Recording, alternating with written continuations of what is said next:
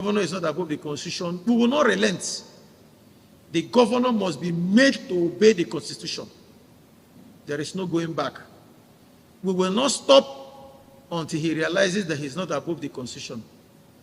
The fact that he has immunity does not mean he will escape the wrath of the law. That we have a governor who cannot be trusted with power. He has no business leading Rivers State if he will not obey the same laws he wants citizens of Rivers State to obey. He wants people to obey laws, but he doesn't want to obey laws because he feels it's above laws of the state. It's quite a shame.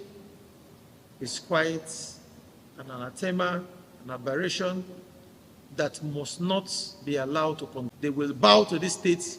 They will bow to our laws. So rest assured that they have a date with the law. All of them. They are only doing what they are doing now. But their time is running out. Because we have a duty. We have sworn to this constitution. And we will uphold the constitution and ensure that they too abide. He said so, he's on camera, that he will not obey the judgment. That he will go ahead and pay salaries, withdraw funds, and continue to spend and pay contractors. The governor said so. It goes to show that Rivers State is in a big problem. We have elected a man who will never abide by. We will not go back on our oath of office. No matter threats from anybody, we will stand firm and ensure that this constitution is obeyed. The governor is not above the constitution. We will not relent. The governor must be made to obey the constitution. There is no going back. We will not stop until he realizes that he's not above the constitution. The fact that he has immunity does not mean he will escape the wrath of the law. Honorable members, the governor has employed the services of permanent secretaries, some staff of the Rivers State government, to disobey this judgment of the court, to disobey this assembly. Honorable members, all of them, including permanent secretaries that the governor is using the fact that some people must take the bullet for our democracy. Nowhere in the world, nowhere, I can say so, there is no state in this Federation of Nigeria that any state government is spending without approval by the assembly. Only in Rivers State. This is the first time in the history of our country that we'll have a sitting governor who has no respect for the Constitution. He feels he is above the Constitution. He feels he is above the Supreme Court, the Court of Appeal, the Federal High Courts. That is why he has vowed. I've said it repeatedly that Sir Fubara has vowed never to obey the Constitution and not to obey courts in this country. Does so with impunity, with total disregard to laws of Rivers State and to this arm of government, the legislature, with members who were elected the same day he was elected. The same way people elected him is the same way we were all elected in our constituencies. But he sees himself as an emperor who is above the law. Honorable members, we have it on record that this same governor, shortly after the judgment of the Court of Appeal, told the media, the press, Rivers people, that he will not obey the judgment. He said so, he's on camera, that he will not obey the judgment, that he will go ahead and pay salaries, withdraw funds, and continue to spend and pay contractors. The governor said so. It goes to show that Rivers State is in a big problem. We have elected a man who will never abide by the Constitution and laws of this state or of this country. It's quite a shame in the Committee of States that we have a governor who cannot be trusted with power. He has no business leading Rivers State if he will not obey the same laws he wants citizens of Rivers State to obey. He wants people to obey laws, but he doesn't want to obey laws because he feels it's above laws of the state. It's quite a shame. It's quite an anathema, an aberration that must not be allowed to continue. We must continue to take steps. We swore to the Constitution of the Federal Republic of Nigeria. Each and every one of us swore to the Constitution to protect it. We have a duty to protect the Constitution of the Federal Republic of Nigeria. We will not go back on our oath of office. No matter threats from anybody, we will stand firm and ensure that this Constitution is obeyed. The governor is not above the Constitution. We will not relent. The governor must be made to obey the Constitution. There is no going back. We will not stop until he realizes that he's not above the Constitution. The fact that he has immunity does not mean he will escape the wrath of the law. Honorable members, the governor has employed the services of permanent secretaries, some staff of the Rivers State government,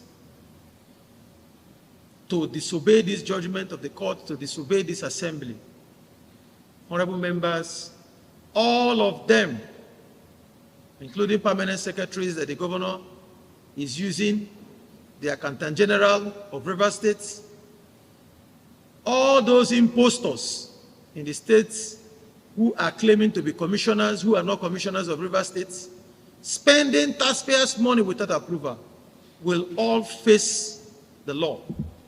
They will have a date with the law at some point in time.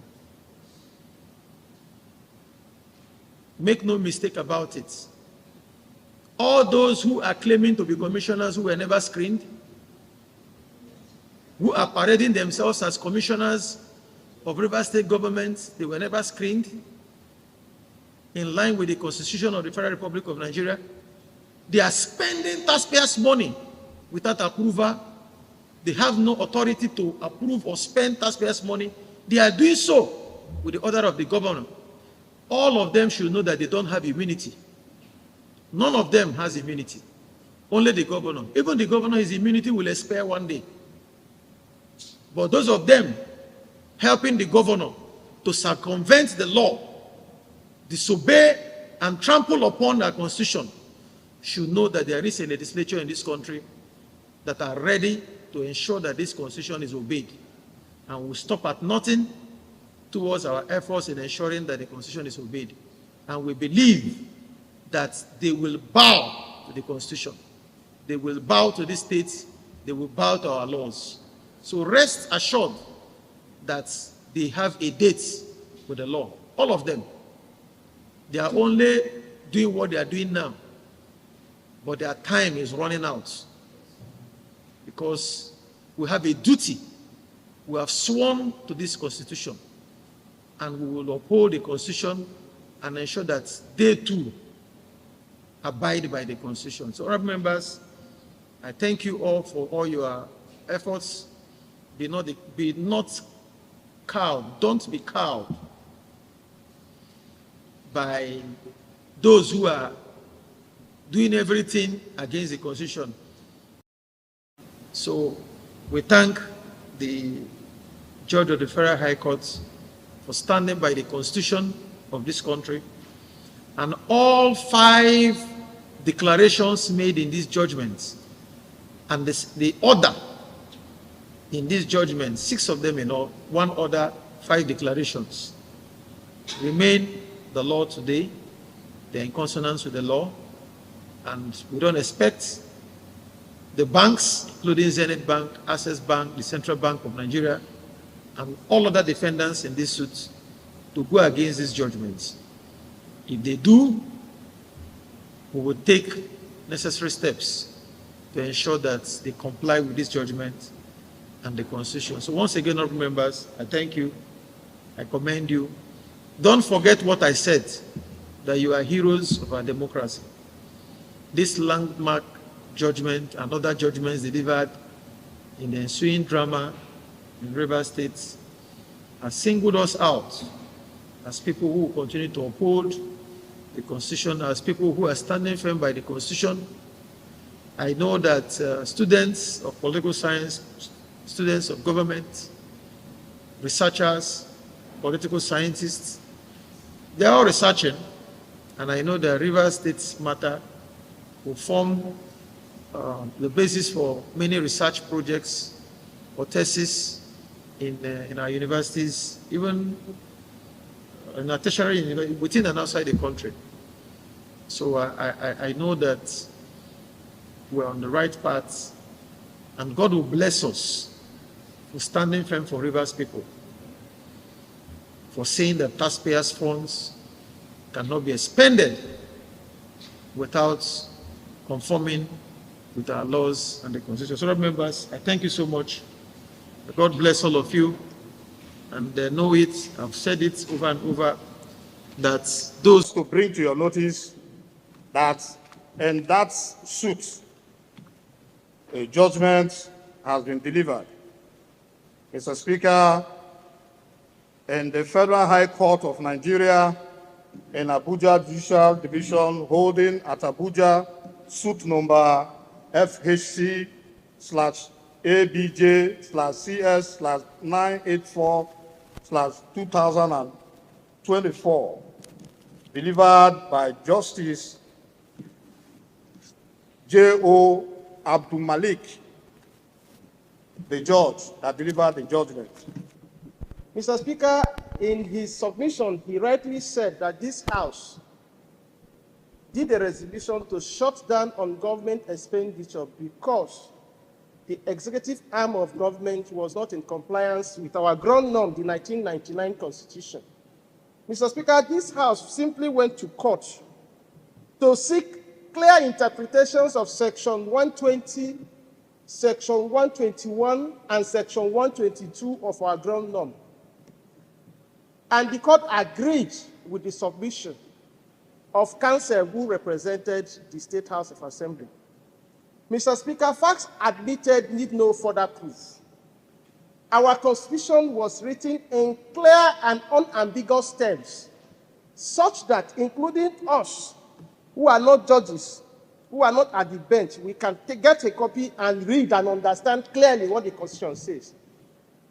Section 122 is very clear, sir. By your leave, I would like to read, it's not because I'm going back to the judgment, but just for emphasis sake, sir. 1224. Especially 122.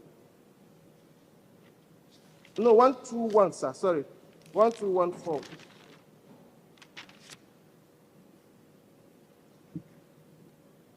That authorization of consolidated funds cannot be expended without approval made by the Rivers State House of Assembly, sir.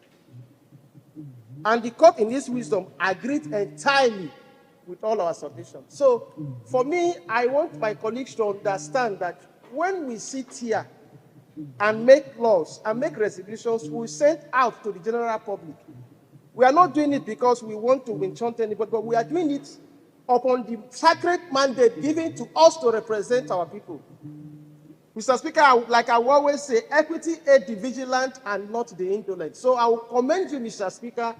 I will commend members for taking the bold step to go to court to seek clear interpretation of this Constitution, which today has vindicated us before men of goodwill and good conscience. So, Mr. Speaker, I want to end my submission by saying I commend your leadership. I commend members for our courage to protect funds of this state. That is my humble submission, and I say that in the days to come, let us continue in this spirit because that is the right direction. Thank you, Mr. Speaker. I'll deviate a little bit from the last speaker, our deputy speaker.